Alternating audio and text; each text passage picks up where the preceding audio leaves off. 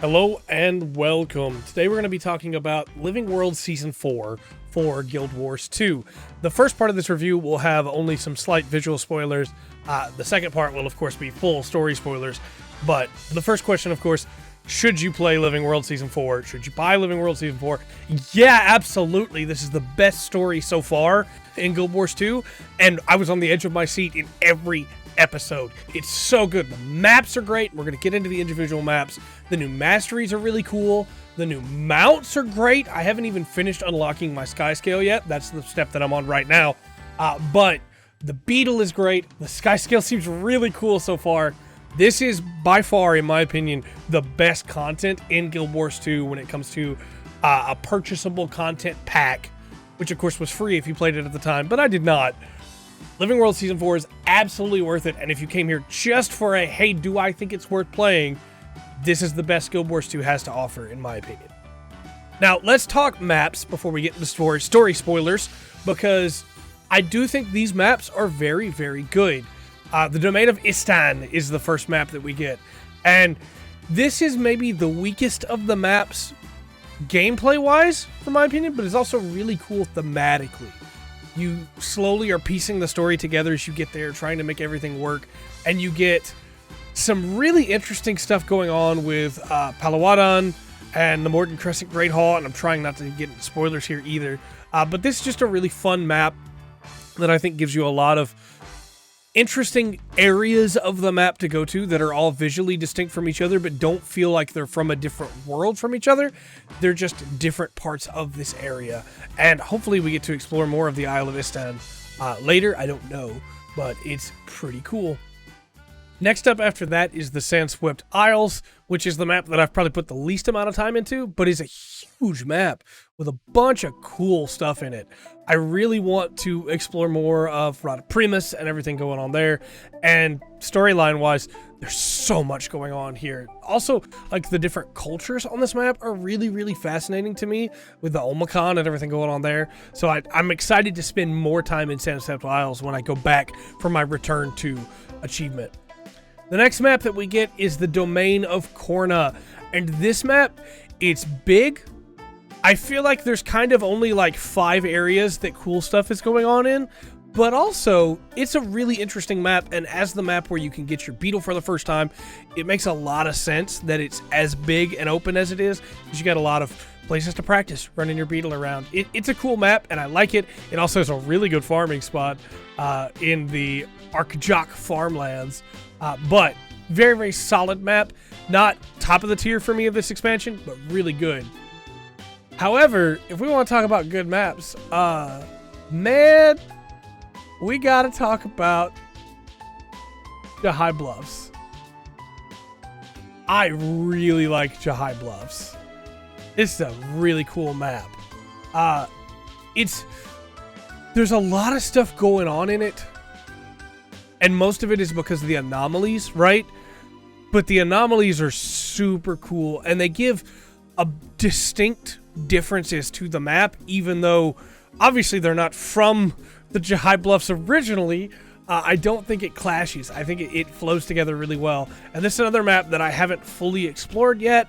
I just did the story stuff there and moved on because I wanted to see the next part of the story, but I'm really excited to go back to the Jahai Bluffs. Then, of course, we have the Thunderhead Peaks, which is my second favorite map in this expansion. I really, really like Thunderhead Peaks. I feel like some people might say, well, it's just a snow map, but it's not. There's so much going on in Thunderhead Peaks, and it is a huge map. And although a lot of it is snow and ice, each section of that is different, and it all ties into the story really well. It's a really, really cool map. But by far, the best map in this expansion, in my mind, is Dragonfall. I love Dragonfall. Everything flows in really well together. Each of the zones are all connected while still being very visually distinct. All tie into each other with different events, too, over the course of the meta event. This is my favorite meta event of the expansion. Dragonfall is just a really sick map, and a lot of it is because of the big story thing that happens in the center of the map that is really cool. And yeah, it's a great map. I love Dragonfall. From there, Let's talk about the other stuff you get real quick. The beetle is great. I love being able to roll around on the beetle, finding destructible walls to destroy. How fast the beetle is and how quick you're able to get around the map because of the beetle. It's really, really solid. I don't have my sky scale yet, but I've got to fly around on one because of the quests to get one, and I can easily see it being my favorite mount. I don't know what the masteries are yet, but I'm excited to get them. Mechanics-wise, this Living World season is absolutely incredible. The maps are great. It's fully worth the price, in my opinion. Again, gameplay-wise even, this is some of the best content that Guild Wars 2 has to offer. So from here, we are going to get into story. And just real quick, before we touch on spoilers, for story, it's great. It's absolutely phenomenal. There's so much good payoff in this, and also so much new stuff that I didn't expect that hits really hard. New characters that have quickly become some of my favorite characters in the story. This is a great chunk of story that you should absolutely check out. So now we're going to get into spoilers, because how can we not get into spoilers? So from this point on in the video, there will be spoilers.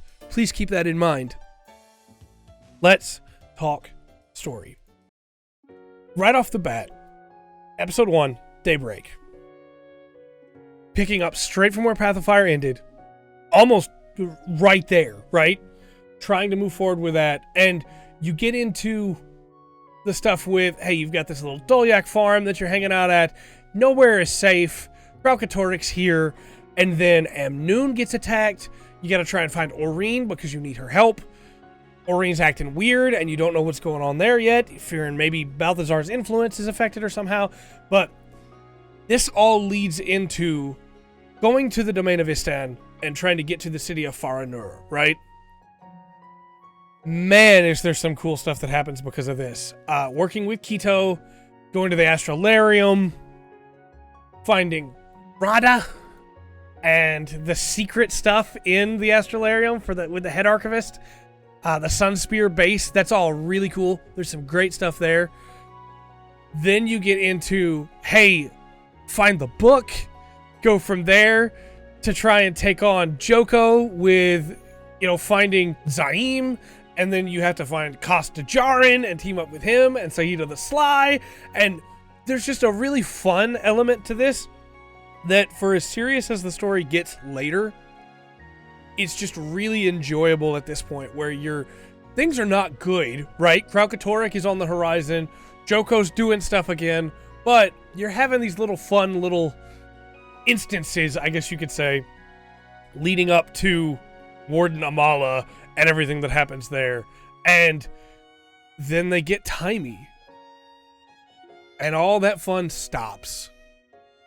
And as usual, every time Timey gets in trouble, it is amazing to me how much this game has got me to care about Timey. When Timey's in trouble, I get angry and I want to save her.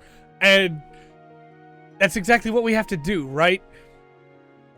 Going into Faranur, going in with a small team, trying to find Timey. Bram is there? Bram saves us, but he's still being like, hey, he hates us because what happened with his mom. The payoff there is actually really good, and I like it a lot. All of this comes together where what is maybe one of the most intense instances in the game, where Timey is suffocating inside Scruffy, and it is horrifying. So I don't talk about my own personal health often, but I have a lung disease that takes my breath from me, and suffocating is the most horrifying way I can think of dying, because it's something that when it happens, I panic, right? Whenever I can't breathe, I panic because I'm terrified of that. And you get to see this character that I care about so much struggling to breathe and slowly dying in there. It really got me, and you have to work together with Bram to try and save her, and I could not fail that instance. I would not allow myself to fail that instance. But it all does work out. You do save Timey. It costs Scruffy, and we're going to have to, rebuild Scruffy again. This is like the 6th time that he's been destroyed, but it's fine. But then we find out Joko's using the surrogates, and how did he get access to those, and what's going on with the inquest, and that wraps up Daybreak in a really solid way that makes it a really great introductory episode. I think on its own, it doesn't really compare to the rest with like big reveals and things like that, but it's much more personal. It's much more, hey, Costa Jarin has been, stuck here this whole time, waiting after he found a loophole to be able to not have to keep working for Joko. He's ready for freedom. He wants to help. Zaim is overburdened. Taimi is falling apart. Bram is angry. It's much more personal in a way that the other episodes, while still really, really good, I don't think quite hit. The other episodes are a lot more bombastic, a lot more big stuff happening, though there is one moment in the final episode that is absolutely super personal and great. But I think Daybreak is really exceptional, and it's kind of a shame how good the rest of the episodes are, because I feel like people are going to overlook how good Daybreak is. From there, we get our heist, a bug in the system. It's time to go figure out what's going on with the inquest. We gotta break in. We're gonna need Bram's help. We gotta break in, and we've got to find Gorik and Blish so that we can team up with them, hopefully, save them, hopefully, to be able to put a stop to Joko using the inquest gates. And I love this episode too. That instance is really good. When you figure out who Blish is and what is going on with Blish, there's a really horrifying thing that happens with Blish later too. It hits really hard of like, hey, these brothers must have a close relationship for Gorik to go this far for Blish, and you see the way that Blish cares about Gorik. I really like Blish and Gorik, and I'm going to talk a little bit more about him again later, because Blish is maybe my favorite NPC in this entire game. I adore Blish. And again, the strength of this game, that even in just this one chunk of story, it was able to endear me to Blish so much. The writing in Guild Wars 2 is really, really good. From there, we get into the, hey, we cannot even talk about meeting the Omakon and helping them and the children being in trouble and everything there. But the lab blows up and we have to escape. And together with the Omakon, we move forward to Rada Primus, which is the giant deal in the center of the map, I guess you could say. It's not really, it's a little bit giant cube. This is the main inquest base. And that's a really good instance. That is so good. Going into Rada Primus, working our way through there while everything's exploding and falling apart around us. It's great. And we also then get to see the reaction where Taimi meets Blish and gets to see that he's in a golem. And her reaction is so refreshing to me, of just like, she's just glad he's okay. She's not upset that he's a golem or mad about it. She's just glad he's okay. And this is when we find out, throughout the course of Rada Primus, that Joko is using the Scarab Plague. This leads us into Long Live the Lich, which is such a fun, cool episode. It's not quite as fun to the level as Daybreak starts out with Istan and everything going on there, but Lord Farin shows up. He wants to help really bad. We break into Joko's base, and that's not even counting that's not even counting the whole stealth sequence where we have to use Blish's arm after Blish opens an unstable portal. I completely forgot about that. The brambles and everything there in Korna. We are eventually able to get into Joko's fortress, and we have a really good instance, I think, as we have to try and get around the traps. We're working with Bram. I forgot to mention, how could I forget to mention, before we move into Long Live the Lich, there's something we still got to talk about with the bug in the system. The fight with Lonai is really good, as reported around, but we finally reconcile with Bram, and it's a really good scene where the commander and Bram are on this floating island in space, basically, that looks a lot like the Mistlock background, and they just have to hash it out of, hey, it's not worth it. None of it was worth it. This anger, this fight that we have between each other, it's just not worth it. It wasn't the commander's fault, but the commander understands why Bram is upset. there's too much going on to keep carrying this anger and this hatred. And so Bram buries it and leaves it behind. And it's a really strong scene. I like it a lot. I think there could have been a little bit more of the commander being like, you abandoned us though. But I also understand why Bram was so upset. And so I think that although he was directing his anger at the wrong person, I think that it does go a long way to reconcile them. And we see that in Long Live the Lich when we get into the instance where Bram and the commander have to go together to go fight Palawa Joko. And you have a lot of little moments in there where Bram is worried about the commander again or joking with the commander again. But the jokes they don't come as easy as they used to, right? There's still that effort that has to be made to reach that level again. There's still that little bit of, hey, we're cool, right? That I really appreciate and I liked a lot. The instance is also really cool. The fight with Joko is really nice. I think it's really well done. And then the resolution of that, where Oreen eats him. Did not see that coming at all. Did not expect that. Could not believe that was going to happen. And she eats him. That's one way to stop an immortal lich from coming back. Praise Joko, I guess. Yeah. Just floored me at the time. Would not ever have expected that. But I really enjoyed that turn of events, and it winds up being very important later on. That leads us into episode 4, A Star to Guide Us. This episode has, I think, the most work put towards moving the story forward to where we need to get to Kralkatorrik. We had our little deviation to take care of Joko because we had to, and now we have the Shattered Nation, as it were. We have all of the people of Jahai that are, some of them are awakened, some of them are not, and none of them can agree. None of them can get along. I cannot begin to imagine, and we get some really good dialogue from a couple people in that first instance, how disruptive it is to have all of these awakened suddenly be free, and for them to know, hey, I want to go back to my family. Will my family accept me? Will my grandchildren that I've never met, my great-grandchildren that I've never met, accept me, knowing that I'm an awakened, and I'm not human anymore, even though I still have that same spirit that cares about them, that same desire to protect them. And there's a really good moment where you get to see that all come together as the people have a common enemy in Kralkatorrik. In the final chapter, where an awakened soldier and a human soldier are sitting beside each other, and the human soldier's like, I don't know if I can do it, man.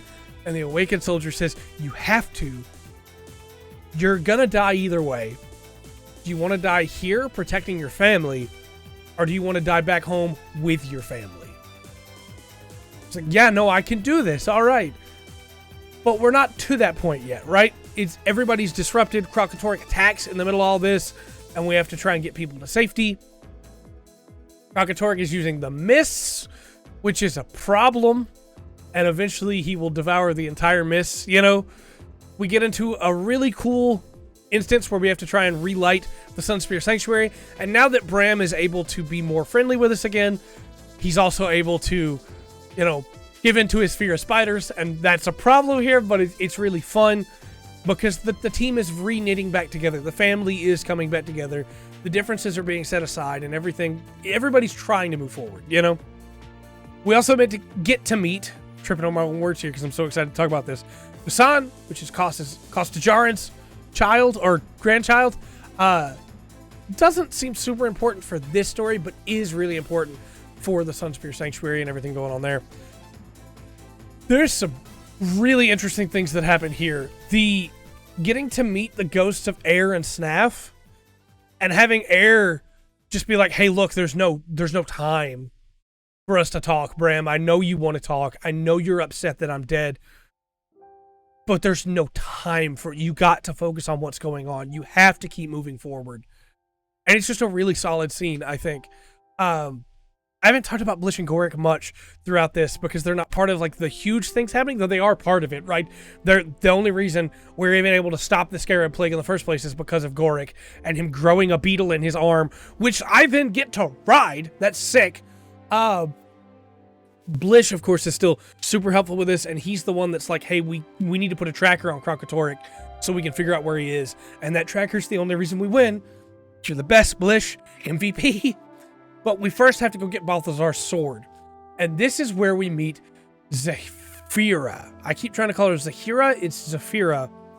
She's great. This is a really sick instance, as you have to try and use cover and smoke to move through a field as Zafira tries to snipe you down because she's furious that you killed Balthazar. And what a cool instance. And at the end of it, when you're finally able to do it, you're not able to fully win her over. She decides basically to go, all right, well, Aurene has Balthazar's power, so I'm going to serve her instead, but I still don't like you. And then we use Sahathan to relight Balthazar's sword again, and it's time to go plant the bait. So we have to go... This is really tough for me to talk about because I love Blish. Blish and the commander go together to plant Balthazar's sword. And Blish sacrifices himself. Blish tells us to go. He's got another way out. We'll make it out of there. And the commander trusts him. Of course he trusts Blish. Blish is a part of the guild at this point. Blish is our friend. Of course we're going to do what Blish tells us to do. And then Blish just goes, I lied. Because the tracker needs a power source. And so Blish is going to use the golden core to do it. And it has my favorite line in this expansion, or in this section of story, which is where the commander tells Blish, you can't do this. You can't sacrifice yourself. And Blish says, you don't get to make that decision. Man, I love Blish. And so then we come back to Gorik and Taimi and have to tell him that Blish is dead. That he gave himself up. And I didn't even talk about the moment where Blish's consciousness got turned off for a minute. Where the power got turned off and he was just conscious in a void of nothingness. I really, really like Blish. And it is Blish's death that propels the story forward, right? It is Blish's death that pushes... Without that tracker, we can't do anything. And that gets to pay off when we attack Krakatoric's wound later, and the commander gets to say, this is for Blish. It's a really solid moment, and especially because you're fleeing to try and get away from this brandstorm when Blish is telling you his last words, and then he's gone. And it's just you trying to get away, and it was really difficult to get away through the tears, but, Kate shows up at that point. She rejoins the squad. She's going to help us find Aurene. And that moves us into all or nothing. We use Sun's Refuge. We team up with Aurene again. As we work together to get there, you know. Because we need Ogden to go back to the Derman Priory and to go talk to Glent. And to use the Dragon's Blood Forge. To be able to make the Dragon's Blood Spears, because we broke the original one, so that we can kill Krakatoric. And there's some fun stuff here with the tests. The trials are okay. This is maybe my least favorite instance, just because it's cool, but I did have a crash right towards the end of it, and I had to redo it the whole time, and it stopped being cool the second time. It was kind of just, But the glint effect with the crystals is still really good, that we got to see as well with last. I still really like that effect. So it's not like it's the worst or anything. But there's also a really cool moment here where you have to face your greatest fear. And we get to see Aurene's greatest fear, which is that she's going to be branded by Krakatoric. Moving forward from there, we do a lot of little stuff in the Thunderhead Peaks. We gather the locals together with Varya and the Dredge, and we get the, what's it called, the reflector shields for the tanks to be able to try and stop Krakatoric using the crystals that we've gathered together with resonance. There's a lot of really cool stuff going on here. And Aurene finally gets to talk, though she's talking through Kate at the time, when she says, I am not him. Which is, it's really, really good. I like it a lot. Krakatorrik attacks. Try to fight him off. Things don't go as well as they should, but we're able to wound him pretty good. We're able to wound him really good. And then he gets us... How do I word this right? He gets us dead to rights, I guess. And Aurene steps in the way to try and protect us. And she gets speared with a shard of brand of crystal straight through the chest, straight through the neck. But we don't get to see that part happen. We have a sequence where the commander has to walk slowly as he's terribly wounded, trying to get to where Aurene was. And other people are trying to talk to him, and you just want to get to where Aurene is. And you come around the corner and see that shot. And everyone gives up hope. And the episode ends as Bram says, "What do we do now?" And the commander says, "I don't know." Episode 6, War Eternal, starts with everyone around Aurene. Commander had left. You come back, and everyone is around Aurene. And you have this really powerful moment where everybody's given up. The plan is just to go back and die with their families because you can't stop Krakatorrik now. He's going to end the world. And the commander and Kaith decide to free Aurene so that at least she's not dead like that. And when you use resonance to try and break the crystals, Aurene makes a noise. And you can say, well, of course she's not going to die. She's Aurene. We need her. If she dies, there's no way we can win. But the only reason she gets to live is because she ate Joko and is now functionally immortal. Because she has Joko inside her. She ate his magic. He's immortal, so now she's immortal. Because he still can't die. And he's a part of her, so now she can't die. And this allows her to speak of herself finally, which is really cool. You have a really great moment where Bram says, "Praise Joko!" and she starts laughing. It's a really solid moment. And then right after that, it's go time. Chase Krakatorrik down in the mist. Take him down. And we do. We break his wing. That's a really sick sequence. And it leads us to the final map, which is Dragon's Fall. Krakatorrik is on the map. He's busted up. We need to work together to go finish him off. This is where we get to ride our first sky scale. It's super cool. But also, as you're doing stuff around the map, Aurene and Zafira will show up to help you. You team up with your characters, the Omakon and Rox, Ritlock and Logan. You team up with all of them together with the branded, not the branded, that's not right, the new army that has been raised up under Zaim to try and fight for Aurene, which is really cool. There's a lot of great stuff going on in this map, and it all comes together to you driving a Dragon's Blood spear into Krakatorrik's wound and saying, "This is for Blish." And then finally, you go to try and stop him from healing. You go to try and shut him down for good. And this leads to you having to go into Krakatorrik, basically, and fight off his torment to free his soul, basically, his heart, and finally kill him. And he's tormented because the other magics are not going well with him. The other Elder Dragon's magics might have been okay, I think, if not for Balthazar's magic. But either way, they're not working well together. And little by little by little by little, you work through that, and then finally you destroy the heart. And then you have your epilogue. And what's going to happen next? Who knows? Could be anything.